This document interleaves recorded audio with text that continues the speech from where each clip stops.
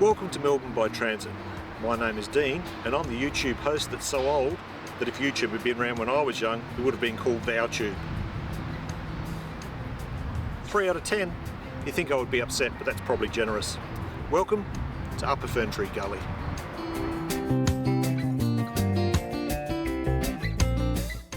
Upper Ferntree Gully nestles in a beautiful valley in the foothills of the Dandenong Ranges, and the surrounding land is the traditional home of the Wurundjeri people. Although maybe a modest suburb in Melbourne's outer east, it was the birthplace of two of Australia's most famous modern-day heroes, Steve Irwin and Shane Warne. Let me know in the comments if you've heard of either of them.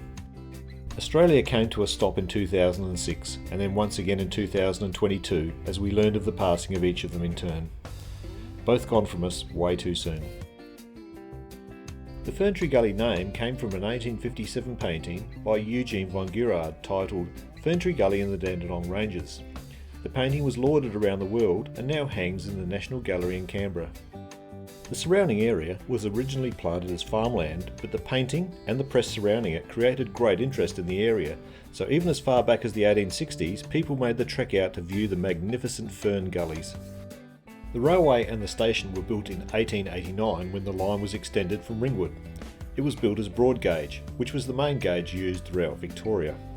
In 1900, a narrow gauge line was built from Upper Ferntree Gully towards Belgrave and beyond, so the station became a break of gauge point. The line was built to service the timber and farming industries in the Dandenong Ranges. This narrow gauge line came to be known as the Puffing Billy line, so the start point of this line was actually here and not in Belgrave as it is today. And speaking of Belgrave, yes, I am looking forward to going to Belgrave and doing a video there sometime in the very near future. Services on the narrow gauge line were suspended in 1953 after a landslide blocked the line between Selby and Menzies Creek, and it formally closed in 1954. But in 1962, the line to the east of Upper Ferntree Gully was reopened as broad gauge, with stations at Oakleigh, Tacoma and Belgrave.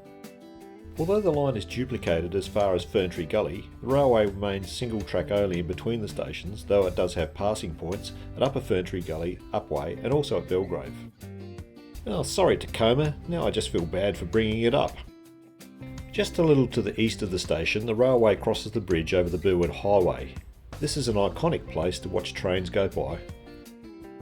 And just to answer the question on everyone's lips, yes, the station does have goats. Although there are no trams this far out of Melbourne, you can get to Upper Ferntree Gully via 3 bus routes. The 688 bus starts at Croydon station and heads up the hill through Montrose, Mount Dandenong, Olinda and Sassafras and back down to Upper Ferntree Gully. The 693 bus starts at Oakleigh station and travels along Ferntree Gully Road and Burwood Highway through Upper Ferntree Gully and onwards to Belgrave. Finally, the 732 bus will take you from Box Hill station down to Burwood Highway through Vermont South and Knox City and onwards to Upper Ferntree Gully. There is a lot to see and experience in Upper Ferntree Gully, but you may be limited by how well you can walk up hills. So, to help you out, I've broken it into 4 levels, each with a higher degree of difficulty. Level 1. For a mainly flat walk, start on the south side of the station, where the main township is. If you're here on the weekends, the Gully Market operates in the station car park on the eastern side of the station. Plenty of goodies, and say hi to Theo too. Straight across the road is the Royal Hotel. It was first opened in 1889 at a similar time to the station, and it looked a lot different then to the Art Deco style of today. There are a few cafes on the southern side of Burwood Highway. You could sit here, sip a coffee or tea and watch the trains go past. Maxi Foods is definitely worth a look as it carries a huge range of items both local and imported that you wouldn't generally find in other supermarkets. Behind the shops on Rose Street is the 1812 Theatre which operates from the old cinema. They've continuously produced an impressive program for over 50 years. And you know I'm happy because I've found myself some murals. After you finish with the shops, continue about 150 metres or so south on Dawson Street and look out for the entrance to the Ferny Creek Trail on your right. Follow this trail a short way till you cross Willow Road and look for the Kunara Community House. In amongst this complex you'll find Dawson House, which is part of the original Glenford homestead, which was built in the 1870s. From here you can follow the track back where you came or loop around on another route to complete a relatively flat walk. Level 2. If you're feeling a little bit more ambitious, exit the station to the north side and follow Railway Avenue and Quarry Road about 850 metres back along the railway till you reach Quarry Reserve. It's a beautiful park built into the whole of an old quarry, if the name did not already give that away. The path zigzags down to the bottom to a secluded lake. From there you could either continue to walk to Ferntree Gully station, or if you're feeling a little more fit, climb the stairs on the northern side of the park where you can follow Ladies Walk and Hilltop Road along the top of the quarry back to Upper Ferntree Gully. The views will make the climb very worthwhile. Level 3. A little more climbing now on this one, so on the south side again, follow Dawson Street and Albert Street till you reach the Angliss Hospital, which was established in 1939. Start to head up the steep Talaskia Road, but on the way up stop and listen to the sounds of Upper Ferntree Gully. The shape of the gully makes the sound resonate to create a peaceful melody, especially when you hear the train softly clickety-clacking across the other side of the gully. Evenings are the best time to enjoy it. I feel more peaceful just thinking about it. Talaskia Road soon gives way to some steps. At the top you'll reach Victoria Ridge, so follow this road to the west along to Fern Road Playground for views of Listerfield. Once you've soaked in all the views, head north again along Grandview Crescent. As the road starts to turn to the left, look out for another set of steps on the right hand side of the road, which will lead you back into town. Level 4. Boss level.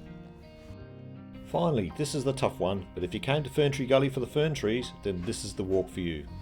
Back again on the north side of the station, follow the trail eastwards towards Dandenong Ranges National Park and the 1000 Steps. It's about 1.3 kilometres just to reach the starting point, but if you wish to skip this bit, the 688 bus will take you most of the way. Look out for the bus stop called 1000 Steps. Now head up to the top of the car park and walk under the Kokoda Trail Memorial Walk Arch. Now to continue from here, make sure that your water bottles are full, and if it is the heat of the day, maybe consider it another time. It's all uphill from here. Once you're ready to go, follow the Tree Fern Gully track till you reach the base of the 1000 Steps, and then up you go. Come on old boy, move those legs. This is an absolutely magnificent walk and worthy of a picture in the National Gallery. Oh wait. Now, all the way from the start to the top of the 1000 Steps you can follow the story of the Kokoda Trail as you climb, and it does give you an excuse to stop every now and then. There's a huge amount of information and really interesting. Another thing to note is the 1000 Steps walk is one way only, so to get back down again you'll need to follow one of the other tracks. Once at the top you can continue to the top of One Tree Hill, or then continue back down via either Lyrebird track, which was more recently developed with steps, or Bellevue Terrace, a walking trail that used to be a road and is longer but less steep and offers some great views on the way. And once you're safely back at the bottom, you'll even find a cafe. So all those calories you took off on the trip up and down, well, treat yourself. Time to put a few of them back on again. And that brings us to the end of another episode of Melbourne by Transit. A lot of walking today, but totally worth it. Now, if you enjoyed this video, hit the like button, and that'll help other people see this video as well. And if you'd also like to see more on Melbourne by Transit, then hit the subscribe button, hit the bell button, you'll be notified as soon as a new video comes out.